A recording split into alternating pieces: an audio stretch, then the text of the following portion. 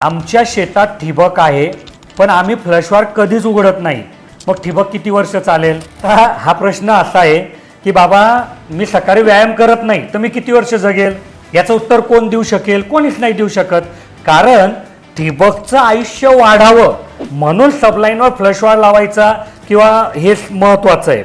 मग काय होतं की तुम्ही जेव्हा बऱ्याच वेळा काय होतं की पाणी वगैरे देत नाही शेताला 8-10 दिवस, पण तुमच्या नळ्यांमध्ये किंवा तुमच्या पाईपामध्ये पाणी राहतं, तिथे शेवाळ्याची निर्मिती होते. आणि तुम्ही जर तो फ्लशवार उघडला आणि मोटर चालू केली तर हे सर्व शेवाळयुक्त पाणी बाहेर निघून जातं. ते शेवाळं तुमच्या नळ्यांमध्ये जात नाही, ड्रिपर चोकअप होत नाही.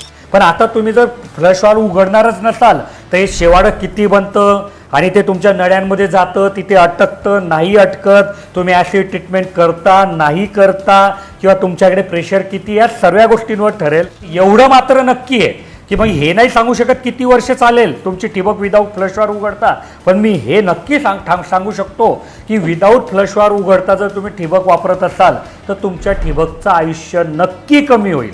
जर तुमच्याही मनात असा काही प्रश्न असेल तर तुम्ही ह्या व्हिडिओच्या कमेंटमध्ये विचारा. जसं या शेतकरीदाराने विचारला, मी उत्तर दिलं, तसं तुम्ही तुमचा प्रश्न या व्हिडिओच्या कमेंटमध्ये विचारा. मी पुढच्या व्हिडिओमध्ये त्याचं उत्तर नक्की देईन.